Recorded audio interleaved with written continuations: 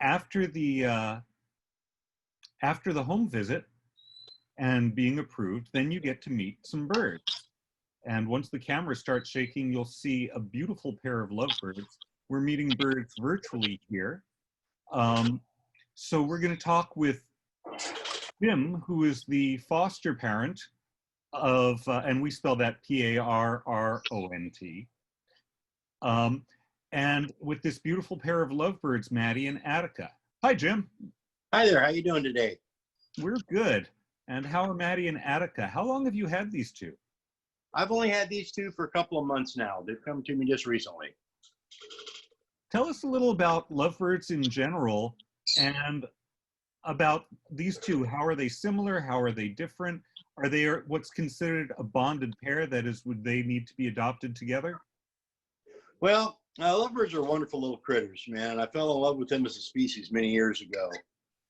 Though the name lovebird sometimes is a miss, I have never had a problem with them. They can be mischievous, quite so in fact, very playful, and but I'll always find that to be part of their charm. These two aren't, well, they're similar in the fact that they're both lovebirds, but there's a big age difference between the two of them. Maddie, who's hiding in the back there, she's a 12-year-old, and Attica up here in front, he's about 2 or 3 years old. And how long do they usually live? They live usually between 10 and 15 years. Okay. And yeah, they're a very playful pair. I'm not exactly sure if they're actually bonded yet or just good friends, because they're okay spending quite a bit of time apart from each other, but I know they are getting close. And it would be good to see them go together, but I don't think it would be damaging if they didn't. Is one of them a lot more outgoing or out there in front than the other? Absolutely. That would be Attica, who's probably a lot more into coming out and seeing you. Neither one of them is hand-tamed, but I don't believe Attica would take a lot of time to make him so. I just think nobody's actually spent the time with him yet. So this is a good time to just talk a little bit about birds that aren't hand-tamed and how they can just be really fun companions as well. Absolutely. And because I'm all for letting a bird be a bird if that's what they want to do, and which is great. They're fun to watch. I can still interact with them. It's just not an up close and in person kind of thing. I have had lovebirds that were very affectionate and liked the attention. That's just not how they all are. What do these guys eat? What do they like to eat? What are their favorite foods? Well, their favorite foods are grains and seeds, and if they're allowed to, that's all they'll ever eat, such as millet and that sort of thing. But myself, I make sure they have a good round set of pellets, high quality pellets of some sort. For these two right now, it's either Rowdy Bush or Lafebers, however you pronounce it. And on there, they also like the nutrient cakes that you can get from your vets, as well as a full a vegetable mash, right way to say it. It's chopped up vegetables and some fruit, grains, and I also added sprouted seeds to the mix there. And in fact, that's what I'll be doing tomorrow, is making a new batch. Yep, fresh chop is great for birds. You started out mentioning seeds and nuts, and that's like, chocolate bars for most parrots. They definitely, just like our kids would eat chocolate bars all day if we let them, but it's important for them to have. Absolutely. Mentioned.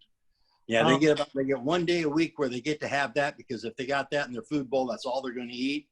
Let them have a good high quality mix, such as Volkmann's. But again, it's only a 1 day thing, and that's all they get. The rest of the time it's the other. They get plenty of exercise here. They get to fly free through the apartment as they want, and because I have a very enclosed area, and so it's safe for them, and I'm not concerned about them being able to escape. Right, and that's an important thing, making sure that, if they're out, that they cannot get out of the house or into Absolutely. It could be dangerous or damaging.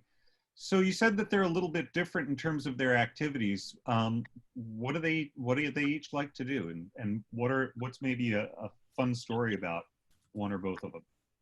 Well, well, I have a third lovebird that's my own too, and he's kind of been interjecting himself in here because he's a bit of a playboy. He kind of wants to get with Maddie, I think. And Maddox isn't having, or Attica isn't having it though. But they do like to interact with each other. They like to go foraging through the carpet, and which gets a little disturbing sometimes. So we got to keep it clean. I'm always having to chase Attica out of our flowers because he likes to get in them and he likes pulling the leaves off of them, and which Maddie isn't too much into that, and she's far more interested in trying to find a place to nest, which is we just don't let her do those things, and it's okay. They do like to fly and hang out and go to wherever they aren't supposed to be. That sounds like birds. You mentioned two things that I just want to touch on for our viewers. And boy, they are cute. They sure like to interact. You mentioned them, Attica liking to pick the flowers, and I know you're talking about indoor flowers, and Yes. not the birds running around outside. And also that you don't let Maddie nest, and that's really, really important because we don't support breeding, and in fact, you cannot breed Mickaboo birds. It's really stressful for parrots in captivity to start going through the cycle of hormones that goes with breeding. And one of the things that really encourages that in birds is having nesty stuff to do, nesty places to go, or materials with which to build nests. So Mickaboo as an organization really discourages that. And you mentioned it with Maddie, and that's just a great thing to call out. Would you say, other than not being hand-tamed, would these two, or lovebirds in general, be okay birds for a beginner? Absolutely, they would be. They are a great bird for beginners. Because they're relatively simple to take care of.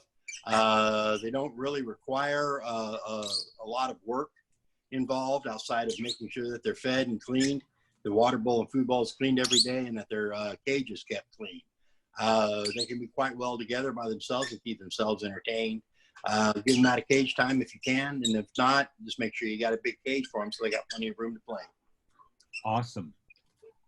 Do we have any questions coming in on chat about Maddie and Attica, or about lovebirds in general? One of the nice things about an adoption fair in person is that you can, interact with the bird and ask the foster parent questions about them. We can't quite interact with them here. We can sure observe them, and Jim is available. So it seems like as of now, we don't have questions.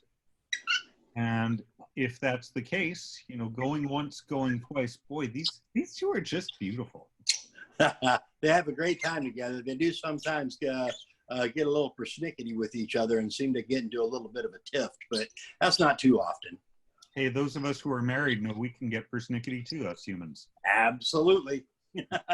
We always come back together. All right, thank you so much, Jim. You're more than welcome. You have a great day now. Yeah, you too.